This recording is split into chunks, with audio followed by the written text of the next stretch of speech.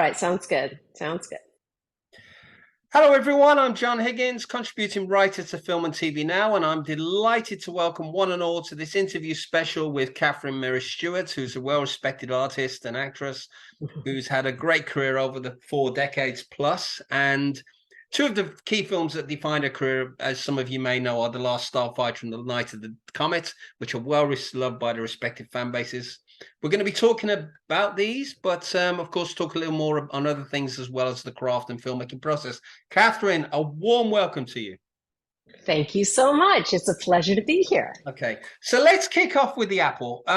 Friend, we saw the film about 2 or 3 weeks ago at a screening at the Prince Charles Cinema in London, and they did, it was part of an 80s season, which included a 35mm screening of The Last Starfighter, which I didn't attend, but it went down really well. So it was our first experience of it. I mean, it's such an interesting mix of styles. I mean, I saw things like, the funny thing is it preempted a lot of the style of films later. I mean, I saw rollerboard, motorcycles, and very pristine futuristic thing. And it's we loved it. We spent about half an hour afterwards talking about what we were. My friends of mine enjoyed it. So, but my two questions are Good. this. Why do you feel it's gained a bit of gravitas over the years from its original release? And what was Menachem Golan like to work with as a director? Okay, so two very different questions, but I think it is one of those movies that is so hard to describe and sort of off the wall and crosses so many genres as you described that, and it attracts an audience that is prepared to just be blown away in a way that they've never experienced before, I think. I have a lot of friends here in New York that love it. It's screened here many times, Lincoln Center. Menachem Golan, they were doing a whole retrospective of his stuff. And I was invited to the screening of The Apple. And so I hadn't seen him in 30 years or something like that. That was really a great reunion. Um, yeah, I mean, it's so, I hate to say it, but it's so bad, it's good. Does that make sense? Yeah. I mean, yeah, you sort of the conversations afterwards are usually, what exactly was that we just saw? Plus, the way it's edited, the original version or the original script, the original story arc is a little bit different. It's supposed to be sort of an Adam and Eve kind of a story, thus the apple, and Eve takes a bite. And but they cut out all the sort of Adam and Eve references, in the end, which there's all these very complicated, like Eve kind of rises out of the earth and is born. It's all sort of a fantasy sequence, but as they did include a couple of fantasy sequences, like you know Alfie goes to hell and BB's being seduced by the apple and all that junk. But it was oddly edited, I think. And the ending is most people just are just sort of confused by the ending. But that's what makes it so much fun. I mean, it's so off the wall in a way. Yeah. Uh, I don't know. I mean, more power to it, I say. Yeah. It's an actual, I mean, that's the funny thing, because I feel that because of the reputation it built at the time, I remember you talking about in the Electric Boogaloo thing, and that's the fascinating thing about it. But Mm. so okay, so but my second question was, what was Golan like as a director? Menachem, yes. But I had never worked in movies or as an actor professionally. I was in London studying dance. And I went to this audition by chance. It wasn't planned. It was something that literally was by chance. I just showed up. I thought, why not? I'll try that. And he saw me and pulled me out of the crowd and asked me if I could act. I was going to a performing arts school at the time, London Studio Center, and so they did offer. It was primarily dance, but they offered acting and singing and all the rest of it. And also, I'd done all that junk in high school and everything. So of course I said yes. And he had me read for it, and I had to sing, and I was cast like very quickly, honestly. So my point is, I didn't know what to expect. I had never worked with a director like this before. I was just sort of there as a blank slate, and I was willing to, absorb whatever it was that I could absorb and see what happened. Basically, I went in very kind of naive and an open book. So he was very nice to me until the one day that I'd misread the call sheet. And we were shooting in Berlin. And this was before, excuse me, I seem to have a frog in my throat at the moment. And that was before the wall was down. I mean, this was 1979.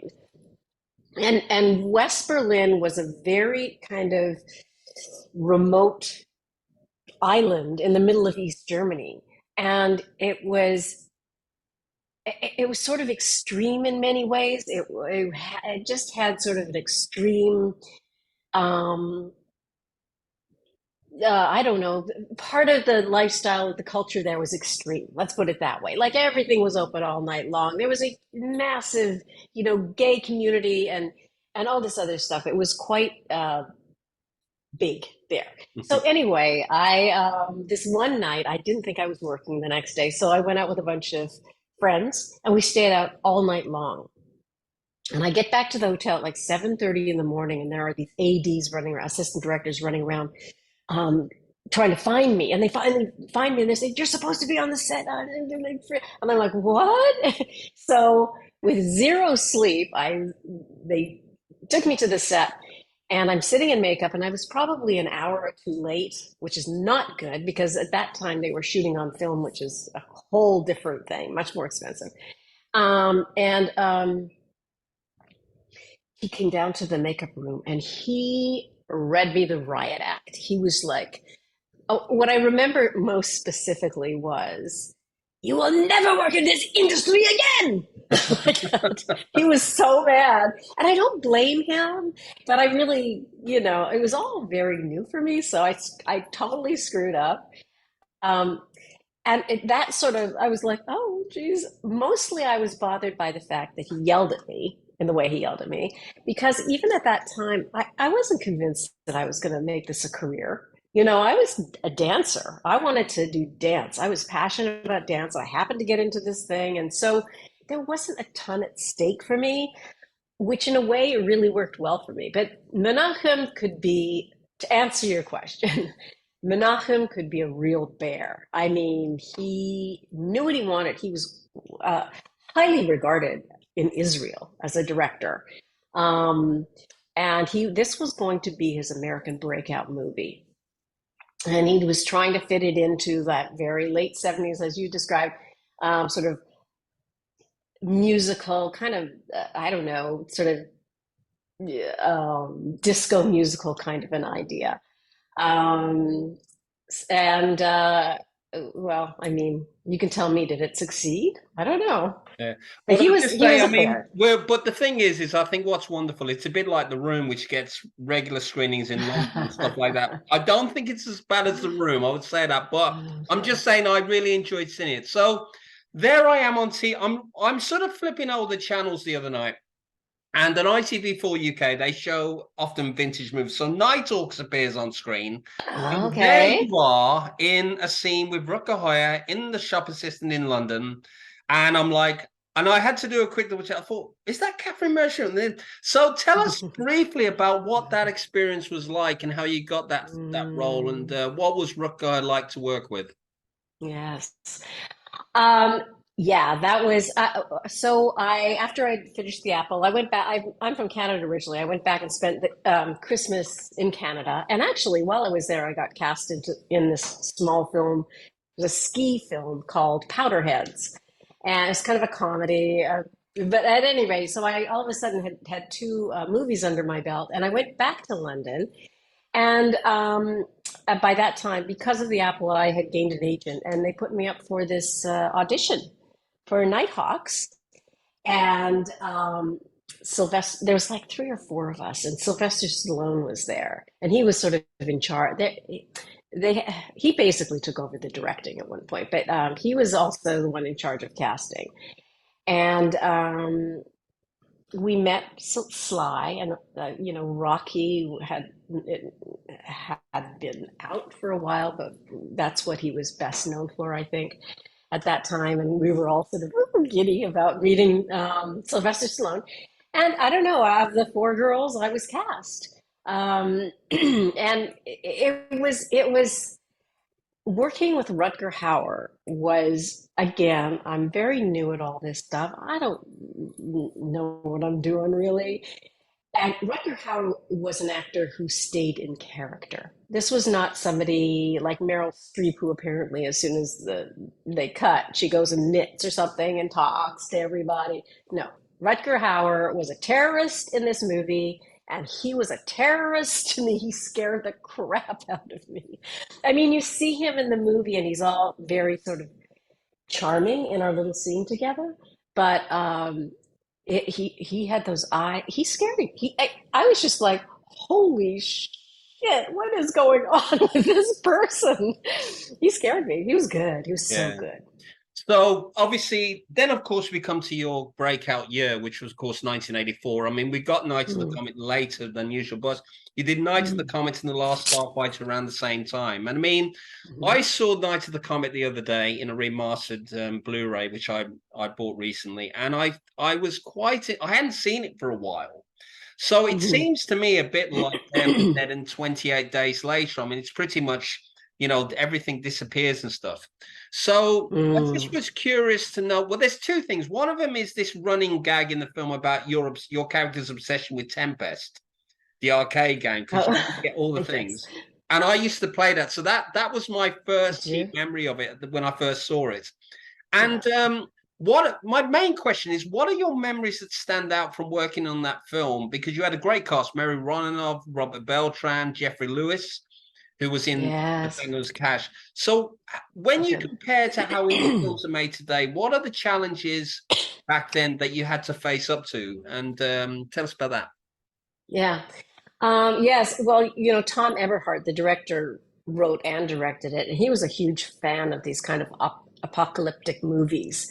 And he tells a story about how he had this idea, just a couple of teenagers left on the planet after this apocalypse, basically. So what he ended up doing was going out and interviewing teenage girls to see how they would react, and he was sort of surprised by the fact that they were like, this is fantastic. We can do whatever we want. We can go shopping. And so that became sort of the base of the storyline, which is very unusual because in apocalyptic movies, everybody's freaking out and not whatever it is they're doing in preparation for the end of the world or whatever's happening in the moment. So that made this story so unique. Nothing like this had been done in this genre before. But I think Night of the Comet also crosses a lot of genres. It's funny, it's scary, it's sci-fi, it's zombies, it's all that stuff mashed into one. And I think that was one of the things that really attracted me to the project. Plus the fact that the two leads were female, which is kind of unusual. And I really liked the character of Reg. Up to that point, I was always kind of cast as the girl next door, very kind of California looking, all that stuff.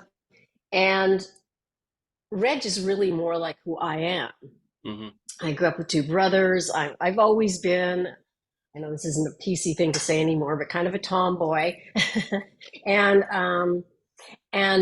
my dance training really helped me with all the stunt kind of stuff that I had to do. I was very physically fit, so that helped. I mean, I had done The Last Starfighter before that, so I was sort of my name was kind of out there. People knew who I was a little bit, and I did have to read for it. I ended up reading for it with another actor who was playing my sister, and when I found out that I was cast, I just assumed it would be her, but it ended up being Kelly. She was there the same day reading with somebody who was very blonde and all that other stuff. And so that was kind of a surprise, but it was a pleasant surprise. We met, I don't know, I'm trying to think in terms of timelines, but we met a week or two later because they wanted to do sort of family photos on the at the studio, and that's where we first met, which was kind of funny. You know, the thing about Night of the Comet is it was a real low budget movie. It's under $1 million, and so I always sort of refer to it as guerrilla filmmaking. We were kind of like just grabbing things. There was not a lot of production involved. I mean, all the stuff downtown LA that we shot was really downtown LA. We didn't have a budget to hold traffic or anything like that, but at that time in downtown LA, it was around Christmas time, which we all know that Night of the Comet is a Christmas movie. um, and there was just nobody there. I mean, downtown LA in 1983 when we shot it was abandoned because it was holidays and most of the stuff down there was banks and maybe some hotels, but people weren't living down there. So that was kind of interesting that you can never get away with that, especially with a Yeah. small budget Yeah, these it's days. it's interesting that Danny Boyle had to stop traffic at 5 o'clock in the morning. So that's what fascinated me about it, was the fact that you had all these deserted scenes, and it's interesting to learn you actually had a ghost town. So we're going to move on to The Last Starfighter. Now, I Okay. saw this movie the other day. I thought it still holds up today. It's got a wonderful innocence about it that I think has been lost today, because a lot of movies have to incorporate some thrills or upper level thing, and I like the innocence of it. And your character Mm. Maggie seems to be the emotional balance of the film. I mean, okay, so Lance Guest goes off in with Centauri and Greg and becomes the savior of the universe, but you provide some wonderful emotional moments, particularly when with you and Lance Guest. So when you got the script, I mean, how was the script when you first got it? What was it like? I don't believe it changed very much from what you see in the movie. They kept pretty close to the script. Yeah, I mean, I was on a soap opera, Days of Our Lives in Los Angeles at the time and I was still auditioning for other things, which was nice. So at that point in my career, if I would pretty much go to any audition that came up.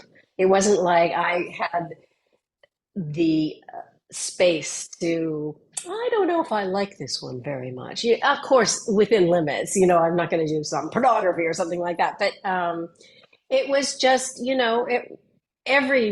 all the young actors of the day were up for those roles. And I think one of the reasons Lance and I got it was because we weren't as well known as some of the people that were up for it.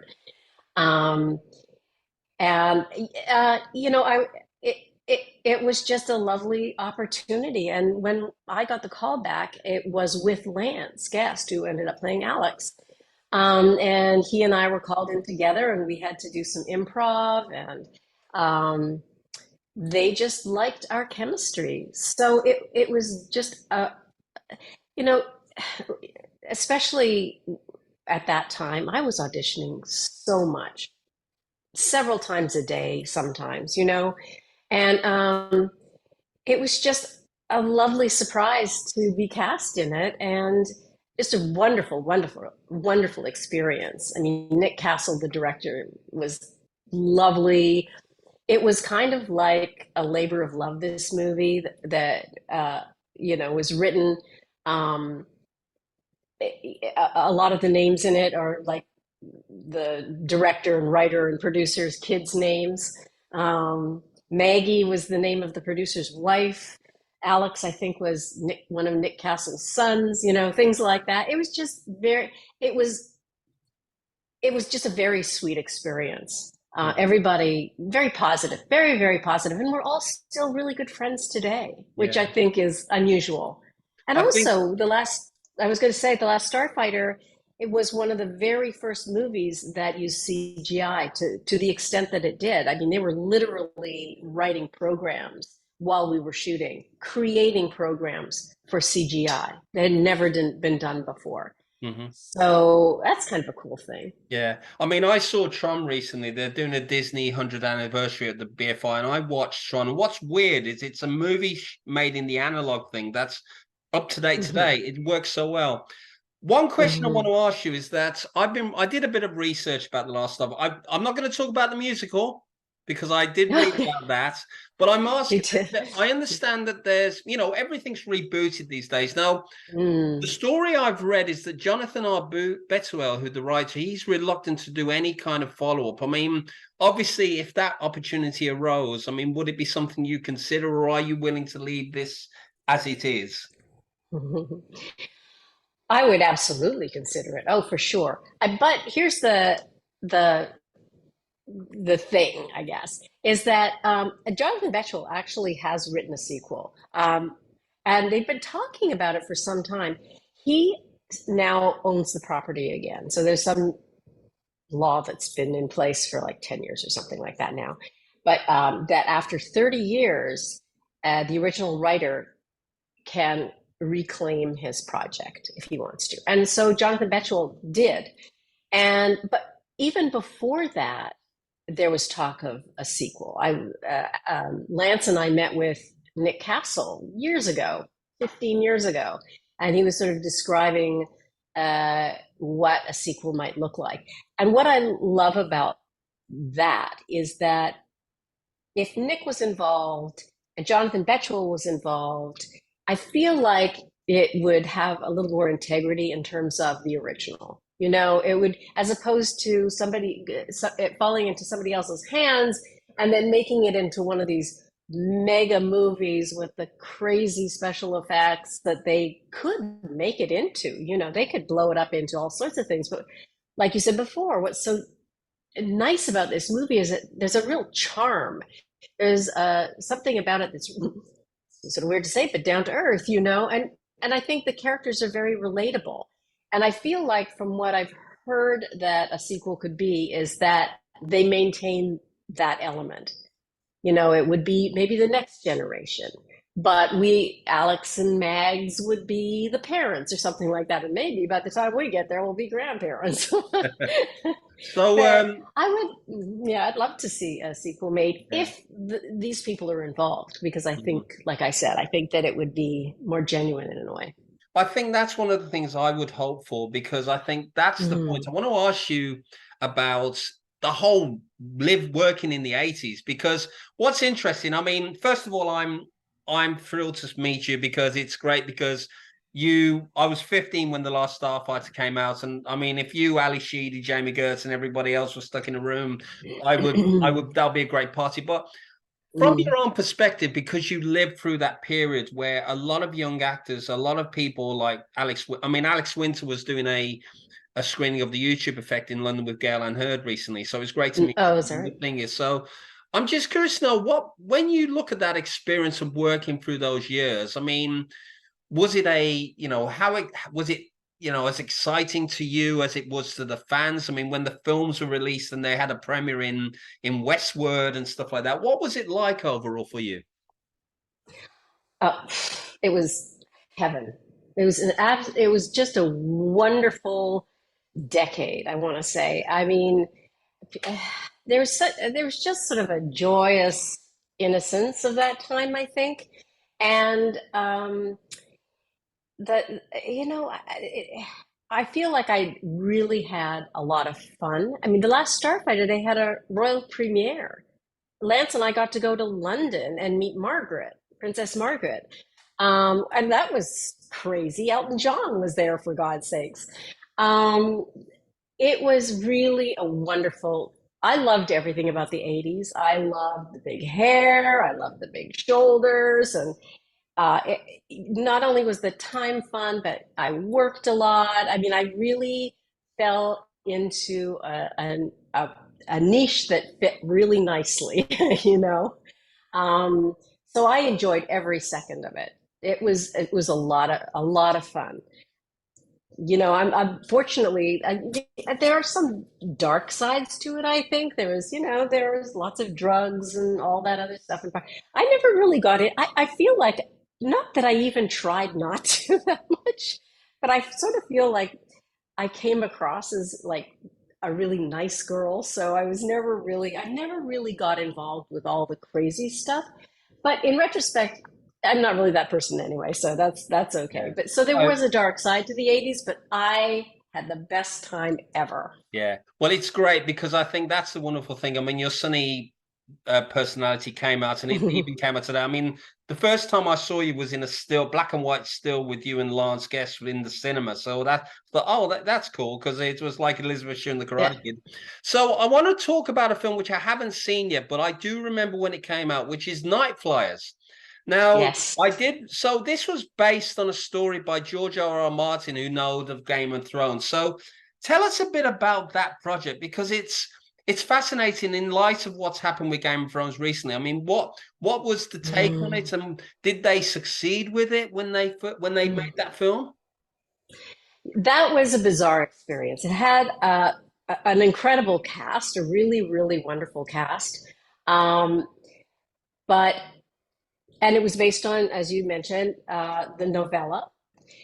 And they actually, not too long ago, tried to make a series of it, which didn't work as well. The problem with this movie was when we started shooting, they still didn't have an ending. So that doesn't really work well when you're shooting a movie. You really need to have the whole thing. I mean, I was offered this movie, and I thought it was a really interesting role. It was the character of I played Miranda. She was supposed to be sort of half human, half robot, super strong, super smart, working on this spacecraft that was on some big scientific experiment. When everything goes wrong, it turns out that it's really a living creature and it just wants to kill everybody. But I mean, it was a chaotic shoot ultimately on so many levels. There was a lot of smoke involved, but it was oil based, so it's a great special effect. It's not a CGI or anything like that, but it's a great effect for the shot, for camera, for the look. And but the drag about it is that when the smoke settles, the oil settles on the ground, and the set that we had was basically a fiberglass smooth set. And one of the makeup people wiped out and broke her leg one time. It was just, there was so many things in that movie or the shoot itself that were chaotic, not the least of which was, how are we going to end this thing? Nobody knew. So it just kind of like ends. Hmm. It's very strange. So Okay. it did not do that great. I mean, some people love it. Some people think it's great, but it wasn't my favorite shoot, Okay. put it that way. Well, I just want to say thank you very much for sharing that. I mean, I'm now curious to see what it is anyway, and maybe one day Yeah. I'll get back to you on that. So the last of the Hmm. films I want to look at is Weekend at Bernie's, Hmm. which is I saw it opening weekend at a cinema in London. I loved it because it's just very, very silly, and the through line of this dead body and stuff. And I haven't seen it for a while, but Yeah. what was it? I mean, that was a contrast to all the other stuff that you did anyway. Hmm. So it's really interesting to sort of get your take on it because it's a different film to you. You've got a different character. So how much of a welcome was it to do that film? This was one film that I really, really wanted to do because it was different from anything. I mean, the character, sort of a girl next door thing, but I'd never really done a comedy before. And Ted Kotcheff was the director, who's an incredible director. The cast was fantastic. Andrew McCarthy, Jonathan Silverman, they were, huge actors. And so they had me come into the office to meet Jonathan Silverman just to see what our chemistry was like. I think I didn't actually, well, I did read some lines with him, but it wasn't sort of an open casting call, put it that way. So I guess they were considering me pretty seriously. But when I went and auditioned for it, I um, I thought that I'd really screwed up.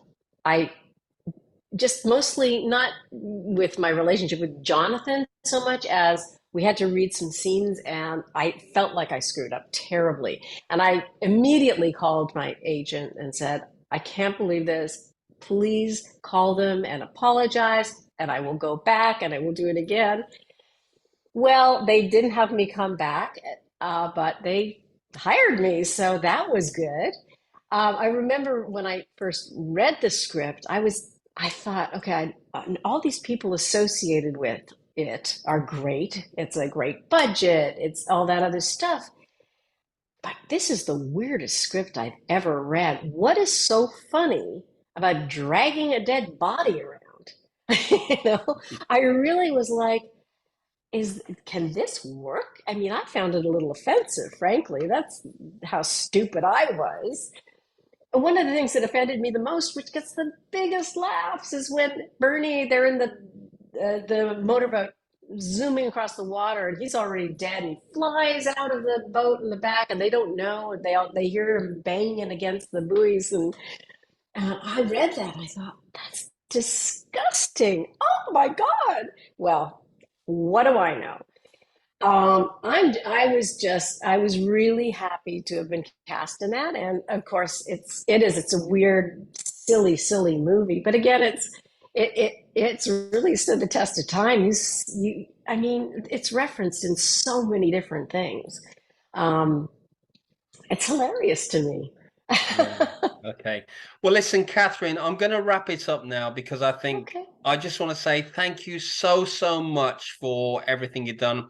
And I'm just going to wrap up now. Catherine Okay. Mary Stewart, thank you so much. I mean, do try and catch some of these great films we've been talking about over the last half hour or so. For more interviews like this, you can watch my YouTube channel, John Higgins Film Review.